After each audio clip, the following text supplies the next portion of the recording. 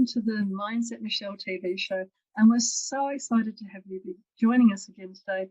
And today's extra special guest is the fabulous Sonya Walker. Hello, Sonya. Hi, it's great to be here.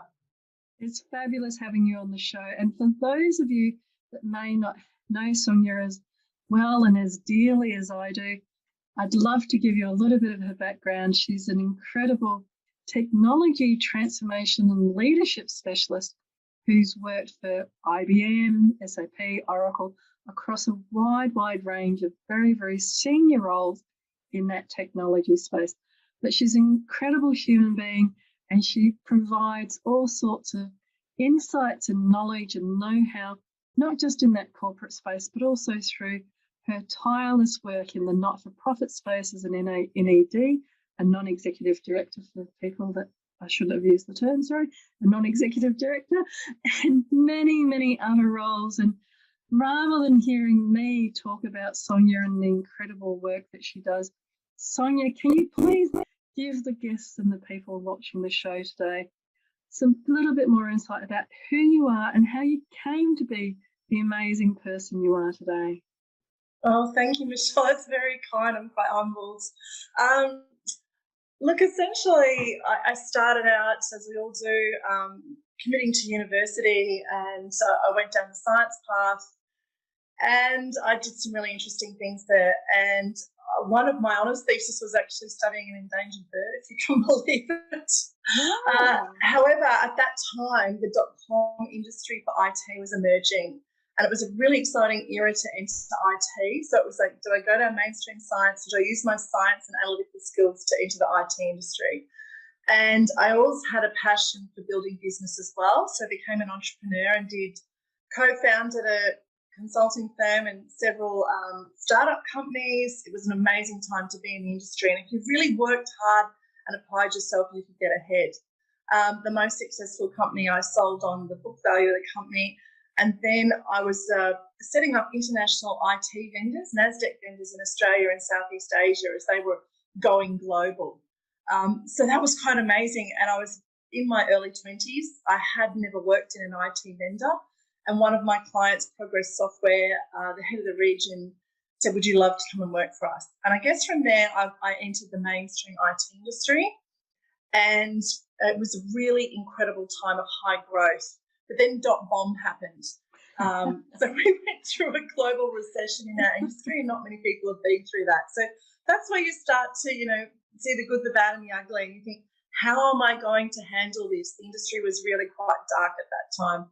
And I've always believed in being innovative. When there's a challenge, look for a solution. So I decided I would get a scholarship and go and do my master's. What can I do to give myself the competitive advantage? And it's really tough to be in the IT industry. Sometimes you hit those high highs and low lows, and it's really important to remember what you've achieved that's positive, and then focus on what you can do to grow and develop your skills and capabilities. So I think from that perspective, I learned to be an MD at a very young age, and I always took that skill set with me. And when I had my first management consulting firm, I was really focused on what we now call, how you resonate with your clients. Because it was a smaller company, those clients that I resonated well with, I thought I'm always going to do great business with them. I've got trust and we can work together. And that's how I built those businesses. And those were some really valuable life lessons. Out of being an MD at such a young age, what I really embraced was that we're all just human. And it doesn't matter approaching an MD or a CFO or a CEO. My passion that I drove out of that was I really enjoy helping people be successful. And quite often when you're helping your clients, when they feel that you have their best interest at heart, and we now call it authenticity, but in those days that executive sort of term didn't exist. But if you're really behind them and supporting them and encouraging them and realising that when you're delivering a large transformation project or a big IT project, they've got their reputation on the line. And not just having the concept of what's important for them, it's also coaching them and being brave and saying, well, that doesn't necessarily work because this is my expertise in this area.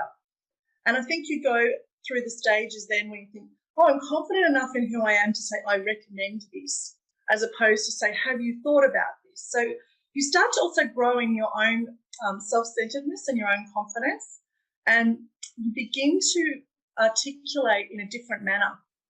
Contemporarily, really we now have different capabilities and skills that they bring to leadership training, and some people also do what's called NLP, neuro-linguistic programming. There are lots of science now coming into leadership, which is really interesting, but it's about picking what resonates with you strongly and playing to your strengths. And I think that's something I've always believed in, and equally knowing what your weaknesses are, because that's a tough one. So it is. I can really hear how in your journey the wonderful experiences that you had and the confidence that you gained through those very early years of and in very much the Wild West days of technology of being able to just give it a go, and if you worked hard you were able to get a lot of traction, and then you'll shift from there, and it is a very different beast to go from there into corporate world and everything. So I hear that evolution and that journey. And it's interesting when being a leader, being very self-sufficient and being an inspiration to many, and I know you also do mentoring as well as doing the not-for-profit board work. So out of this wide range of being an expert and a thought leader, and I loved how you exampled again, you go from saying, I think maybe, couching it in very, very generic language to, I'm an expert and I recommend this is what you should do and how you should do it. How do you think then, with all of that background, what is it that you would say success means to you? How do you measure success in your life with your family, in your life with your business? How do you then think success comes through? There's a few different ways as a mum and as a corporate leader and as a wife. We've just gone through, and we're still going through COVID. So I've been homeschooling. I've got an immunocompromised son. So we're still homeschooling 2.25 years later. It's certainly been very challenging, but to me, it works strongly when I recognise that the reason I work so hard is for my family. And to me, that's inspirational. But in the early part of my career, because I didn't have children until later in my life, it was very focused on just having work-life balance and making sure. So I used to do a lot of sports. I used to do elite level equestrian, and those sports were also contributing to sports psychology and contemporary leadership mindset. So I think make sure that balance exists, whatever it is for you as a person, that you don't just, and of course I've always believed in give back. So I've been working in not-for-profit sector for over 20 years. And even when you touched on the mentoring, it's such an honour and privilege to mentor. Most recently, it was a group of millennials and some women in IT as well, specifically to give them ideas and share that knowledge. I think when I started out, you still had this last century thinking where knowledge is power and people contain power. My approach to that is actually opposite. I'm very into empowering and sharing as much knowledge as I can. So when I was coaching the millennials, I said, well, I wish someone had told me this early on in my career, and I just shared as much as I possibly could. And I think it's always that success is always about giving back and seeing other people be successful. So that has really been a driving force and inspiration for me in my life, seeing others be successful. I think that's one of the key things, is that when you do leave the world, that you leave the world a better place as much as you possibly can. What a beautiful way of putting it. When you leave the world, leaving the world a better place. And I love how you again tied in the evolving and your life journey and your life history. So, success was around being successful with some worldly things around the businesses and work that you were doing, and then it's been success around the family and around the charities and the not-for-profit work that you do. But I really hear that theme throughout of giving back and getting that enjoyment and that sense of success by giving to others and giving to other organisations, so that their success is what then drives you to do more in your success in your life. And it's very beautiful. And thank you. I feel quite privileged to hear it put so beautifully and so eloquently and so humbly as well. I think it's really important to notice, how humbly you're sharing that incredible depth of knowledge that you're sharing through the mentoring now, the expertise that you bring in the not-for-profit space, and of course the joy and the approach to everything that you do. I think it's very beautiful, and I really commend you on all of that work. I think it's really important too. Like when I was doing my first role at IBM, I was managing about $1 billion per annum revenue and sort of P&L in the region. And I've always believed also that you're successful when you see those around you be successful. So I several times I've joined organisations as a leader, and I thought there's this untapped potential of people who've been sitting in an organisation for 5 or 10 and IBM 20 years, and they just hadn't been promoted either. And I remember having those humble conversations with them saying, you're actually better at your job than I am. I'm the new MD for arguments. And a couple of them were statesmen in the companies, but they'd never been promoted. So I also think about stop and take pause and walk in others' shoes. It's easy to say it, but what's their experience been in their company or their role? And what's going to elevate them as an individual to be successful? Because everyone views success differently. For some people, it's to be acknowledged. For some people, it might be to use the title to go out and be more successful because it gives them a platform for them to be empowered and to do more. Or what are the things holding them back? So sometimes it's walking with someone, holding their hand, getting them through a sales deal and getting that first, wow, I can close $1 million deal, or I can deliver a successful transformation project. Having a cheer squad or someone with them, behind them, supporting them. Contemporarily, again, we call that also focusing on our employees. And when I talked about it, didn't exist in those days, customer centricity. Making those things the core of what you do essentially, I think, builds that platform for success. Because on the other hand, the yin and the yang, I have to, of course, be very pragmatic in business. And sometimes those decisions are really challenging at every level, but you have to be able to be very pragmatic for your clients and for the businesses that you run. And I think it's when you build those platforms of trust, when you have what I call every project has the good, the bad, and the ugly, and you hit those walls, you've got a foundation of trust to work from. I think that's what is quintessentially the important part, that human connectedness and building that trust. I couldn't agree more. It's so much about building that trust and understanding how that trust impacts on what you're doing and who you're doing it with.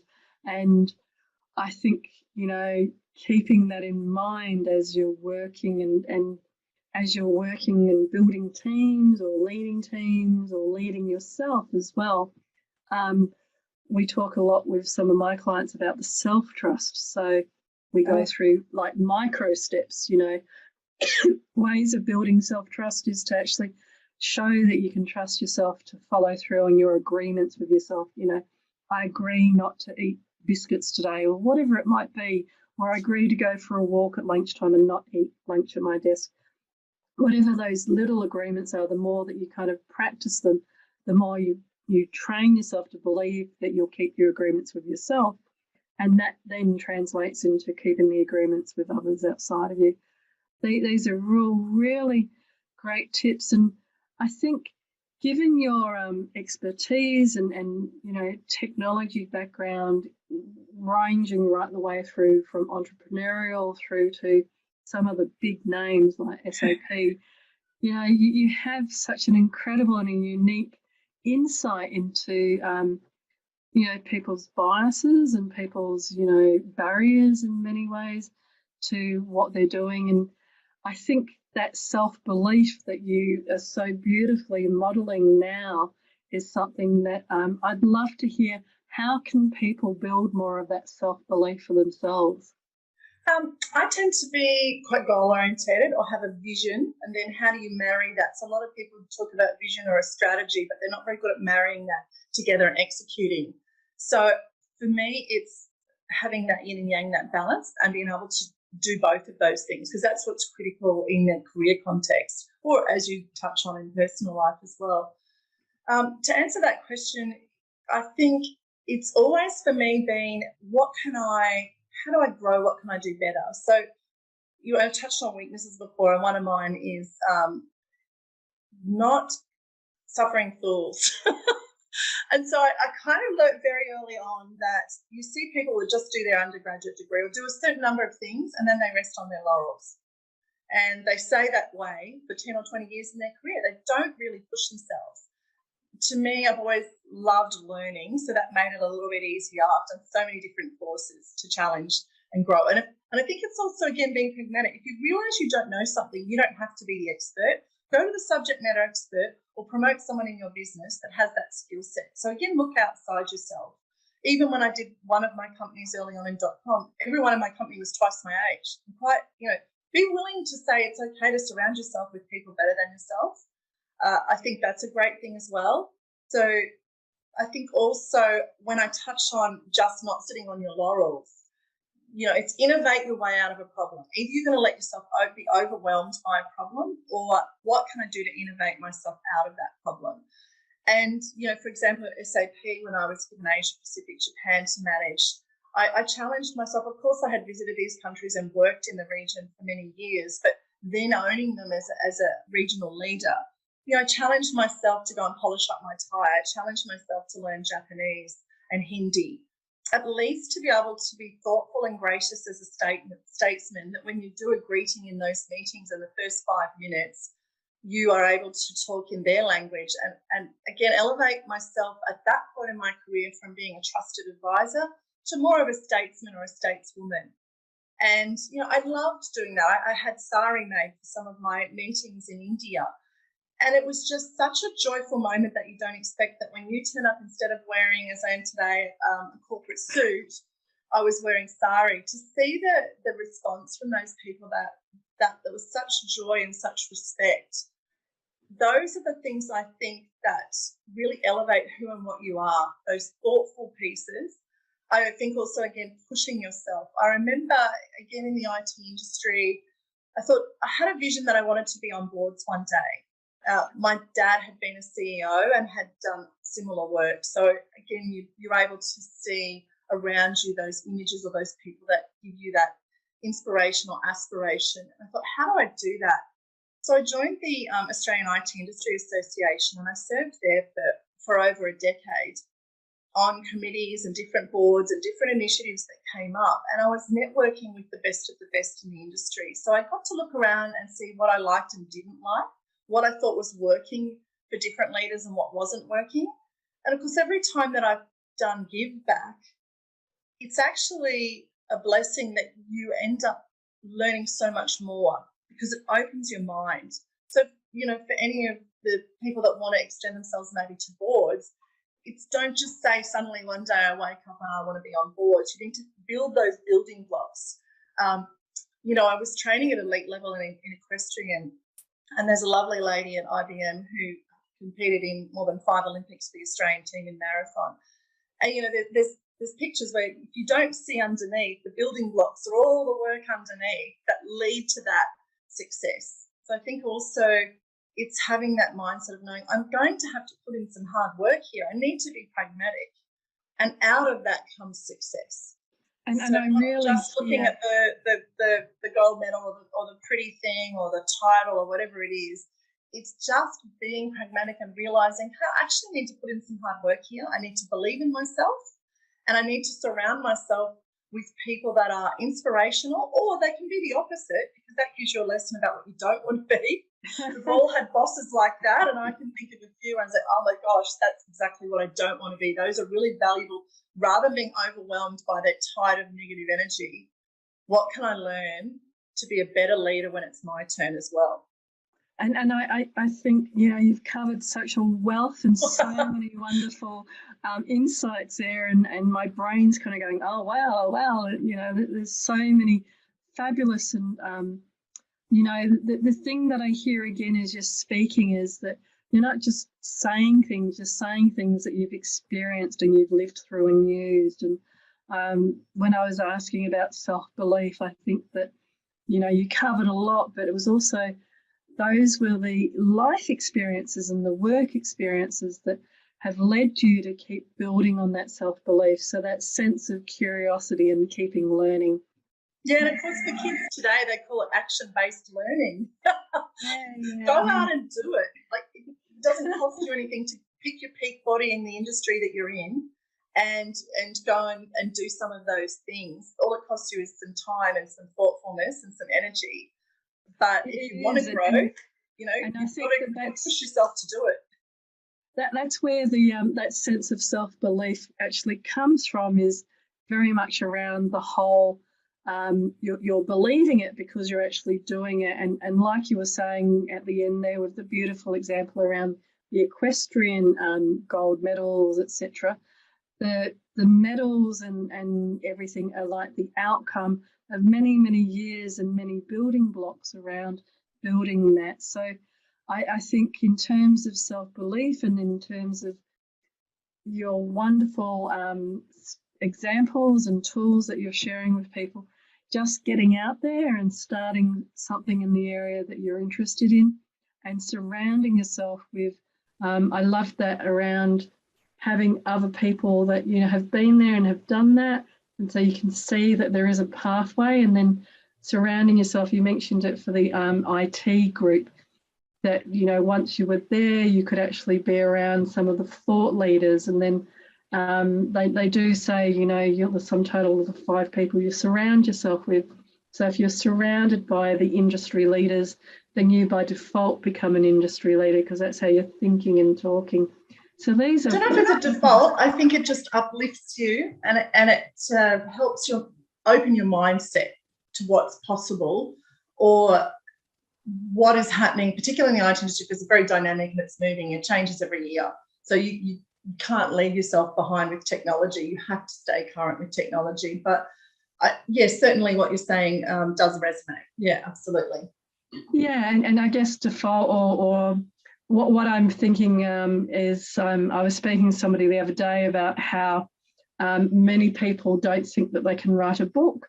And then suddenly if in the group where everybody writes a book, it becomes the norm. So what I meant by default was, if you're an IT industry group like you're describing, where everybody's keeping up to date on the latest technology, then the norm becomes you're keeping up to date on the technology. Yes. Yeah. If you're outside of that group, being as engaged and excited and geekish about technology may not be that, people might look at you like, oh, what do you mean? And how can you be doing that? But these are all great tips. And I think the other thing that I really pick up on is that you walk both within that entrepreneur space as well as, and from the .com stage right the way through to having your own businesses, as well as working in that corporate space. And many people and many women I know as well might be looking and going, well, I really want to do a lot of these things, but I don't quite have that self-belief. And how does she kind of walk into places and get this energy and joy and enthusiasm and confidence from? What sort of suggestions or tips would you give people like that might be a little bit more hesitant?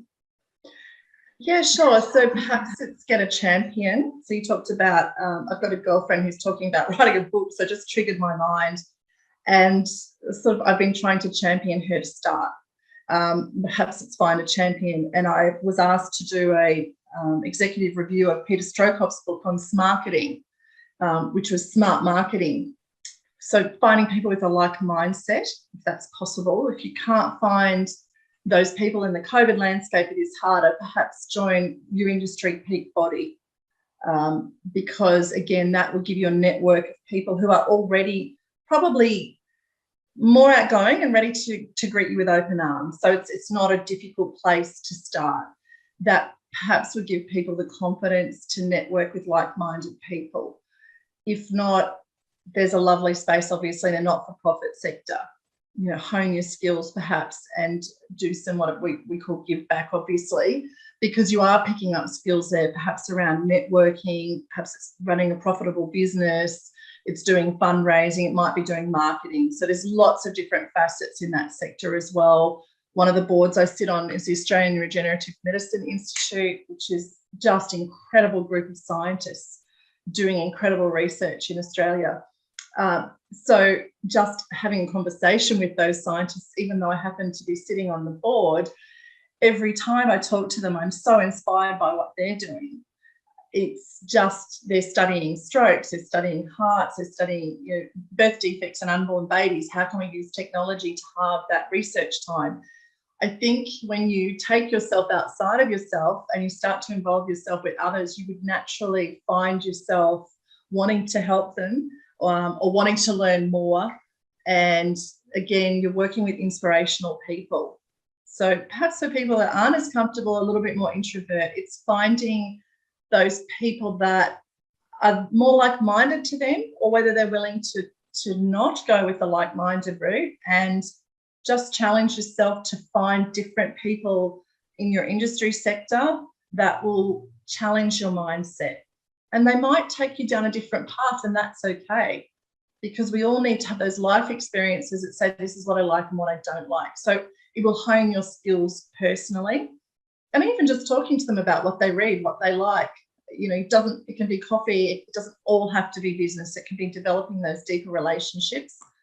And it takes you on that journey, I think, to explore who and what you are. And if you can be centered in yourself, that gives you a really solid place to go out into the world and be successful.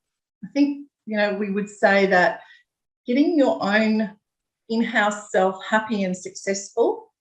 I also like Deepak Chopra. He talks about synchronicity and resonating in a certain wavelength of energy. And that would give you a place to meet like-minded people, is what we'd say.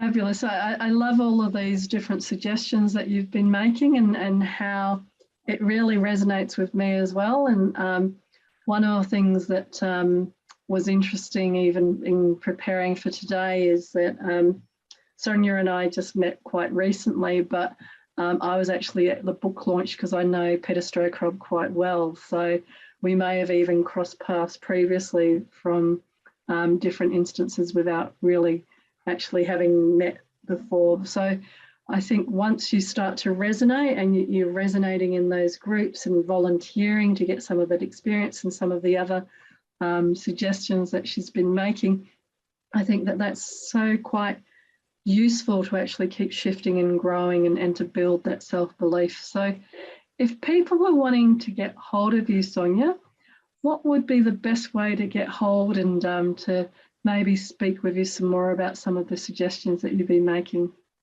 Well, obviously via your good self, Michelle, or please feel welcome to reach out to me on LinkedIn. I think it's a really great platform for networking, and I'm happy for people to reach out to me. It's Sonya Walker 1. Sonya Walker 1, so there's a 1 after your name. Yes. Fabulous.